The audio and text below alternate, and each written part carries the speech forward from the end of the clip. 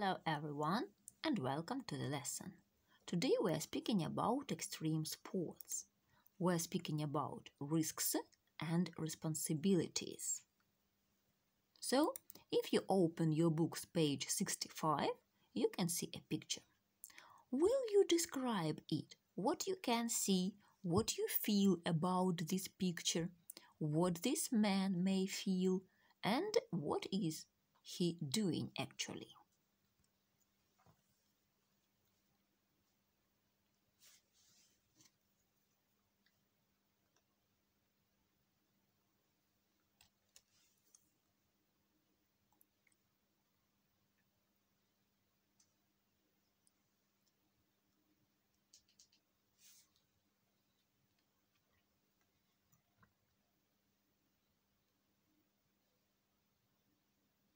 Now, when you have described the picture, let's have a look at some phrases taken from the text.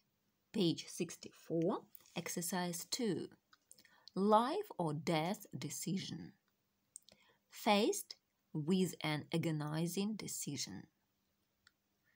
Sent friend to certain death. Slipped. Incredible tale of survival. Against all odds. British mountaineers. 21,000-foot peak. Reached the summit.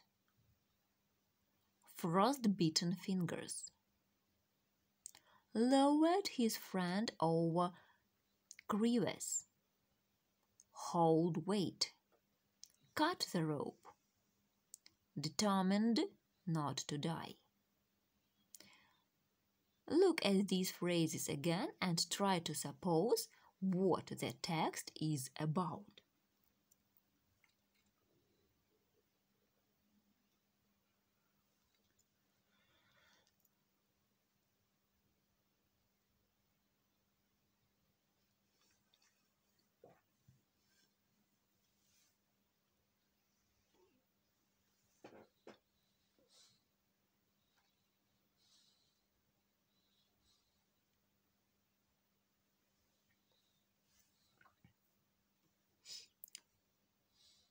So, now you have some ideas about the plot of the text, and you are to read the text, work with your books, and complete the gaps with these parts of the sentences. Exercise 3, page 64. They simply had to get off the mountain quickly, because he was too far away from the rocks. He continued down the mountain alone. His determination stopped him from giving up. And the result of his decision: to crawl 7 miles down the mountain to safety. It presented an irresistible challenge. Now you are to read the text from your books and complete the gaps. Stop the video and do the task.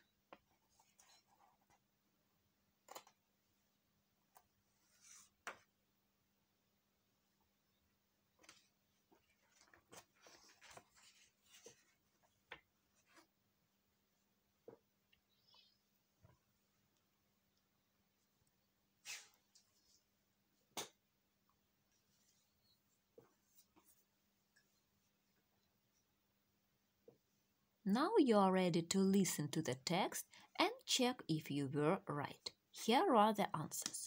Exercise 7, page 65. Against all odds.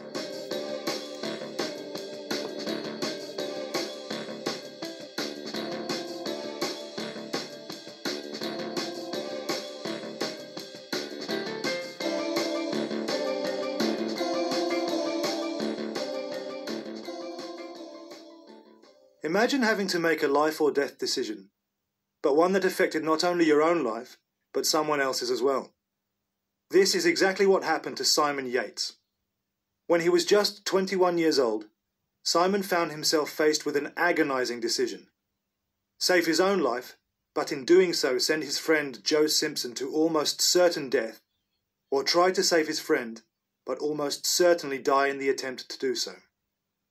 The story of Simon's choice, and the result of his decision, is a truly incredible tale of survival. In the summer of 1985, British mountaineers Joe Simpson and Simon Yates set out to climb Ciula Grande, a 21,000-foot peak in the Peruvian Andes. The mountain had never been conquered before, so for two adventurous and bold young men, it represented an irresistible challenge.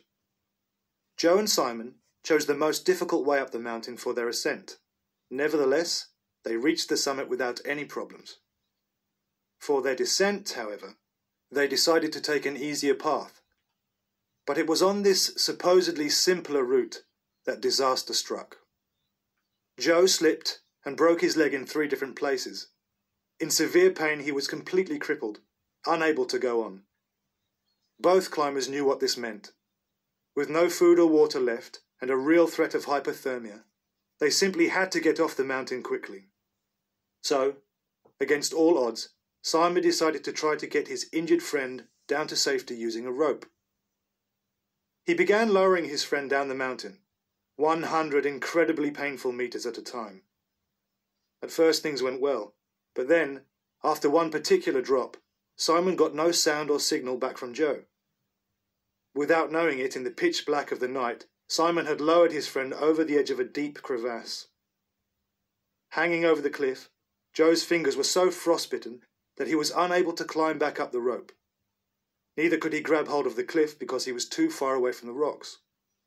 Both climbers were too far away from each other to communicate.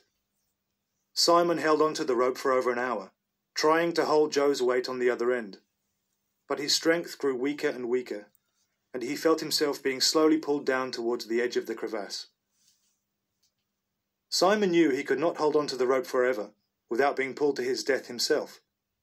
So, shaking with cold, he made the painful decision, later strongly criticised by some other mountaineers, to save his own life.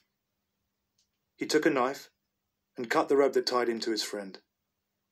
Then, believing his friend would never have survived the fall, he continued down the mountain alone. But miraculously, Joe was not killed by his fall. He was badly injured, close to death in fact, and he had no food or water. But he was alive. And he was determined not to die alone. In an unbelievable display of willpower, Joe managed to crawl 7 miles down the mountain to safety. It took him 4 days. Joe's great courage and extraordinary determination saved him. If you want to learn more about Simon and Joe's extraordinary tale of adventure and survival, you can read Joe Simpson's book, Touching the Void. A film of the same name has also been made based on Joe's book. So, I hope there were no mistakes and it was not very difficult to do. Now, you have listened to the text. Try to answer the questions given here. Do you think Simon made the right decision? What would you have done and why? I know the questions are difficult. I am not sure what I would do in the situation. I can't say that Simon made the right or wrong decision. Until I haven't been in this situation, I can't take a decision. What about you? Try to explain your point.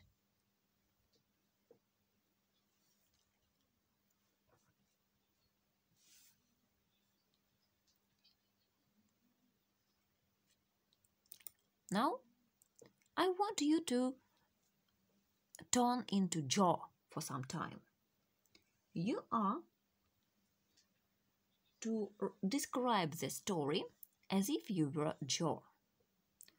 Write about your feelings, your worries, and why you behave like that and not in a different way.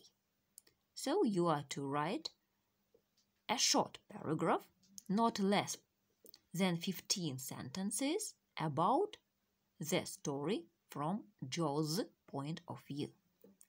I hope the homework is clear. For today, that's all. Goodbye.